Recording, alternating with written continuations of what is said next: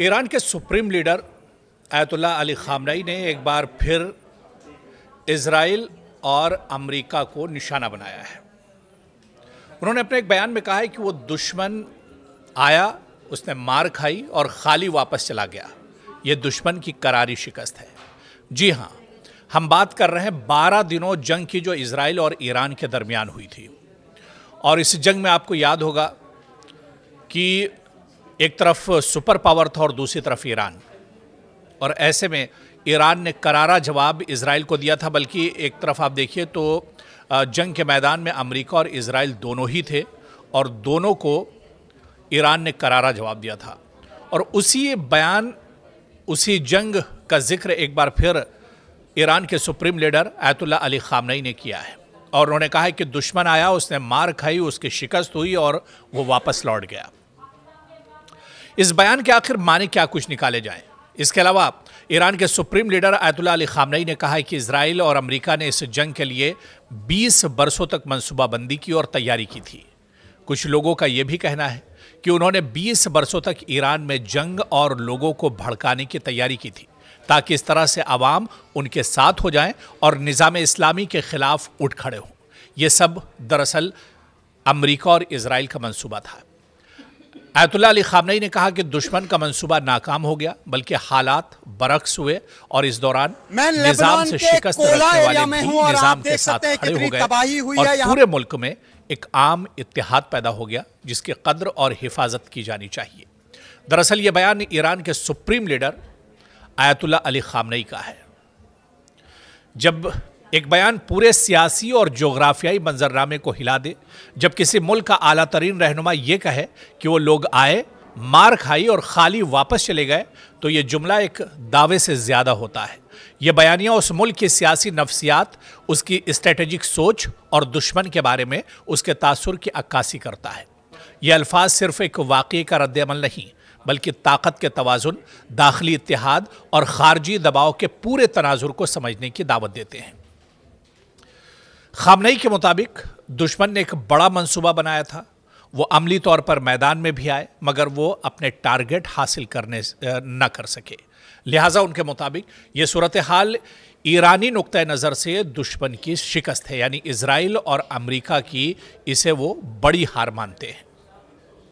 दरअसल इजरायली हुकूमत ने 20 साल तक ईरान के अंदर अफरा तफरी और दाखिली बगावत की तैयारी की थी। मकसद ये था कि अवाम हुकूमत के खिलाफ खड़े हो जाए, लेकिन इनके बकौल नतीजा इसके उल्टा निकला।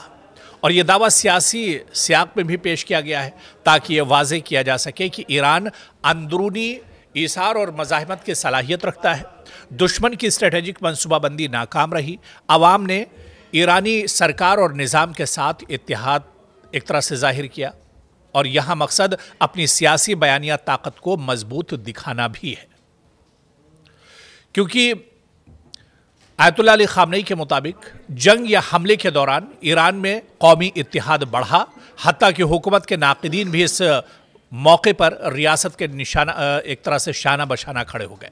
इस तरह के बयानात का मकसद ये होता है कि अंदरूनी इत्तेहाद को दिखाया जा सके, इख्तिलाफात को दबाया जा सके और ये पैगाम दिया जाए कि ईरान के अवाम एक साथ खड़े हैं और उनके अंदर इत्तेहाद है।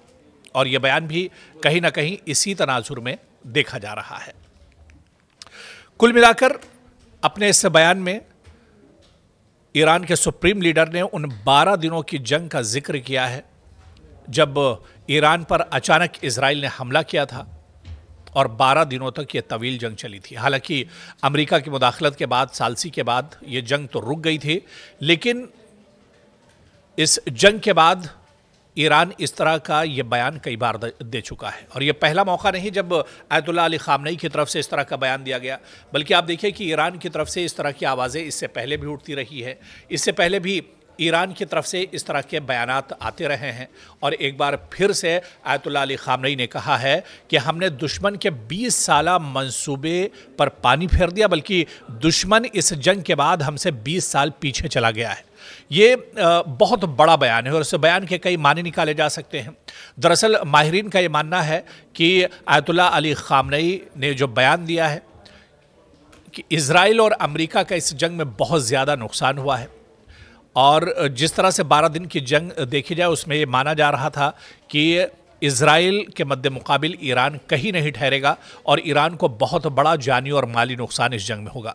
हालांकि ईरान मानता भी है और ये चीज़ दुनिया ने भी देखी कि इस जंग में ईरान का जानी और माली नुकसान हुआ, लेकिन जितने बड़े पैमाने पर यह नुकसान माना जा रहा था उतना बड़ा नुकसान नहीं हुआ।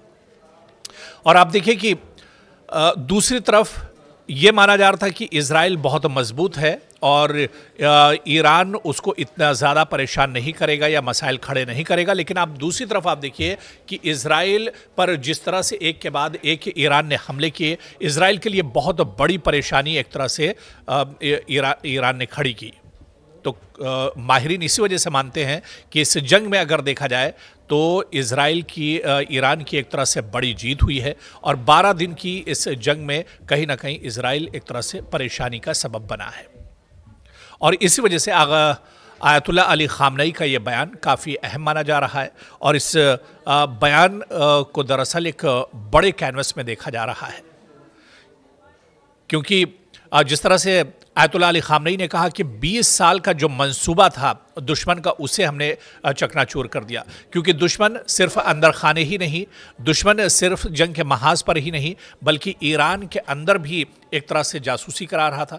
ईरान के अंदर भी ईरान को तोड़ने की कोशिश की जा रही थी, ईरान के अंदर भी आवाम में एक तरह से खलफिशार डालने की कोशिश की जा रही थी, लेकिन ईरान ने उस पर भी काबू पाया और ईरान की आवाम मुत्तहिद हुई, यकजा हुई और एक साथ दुश्मन को मुंहतोड़ जवाब दिया गया है।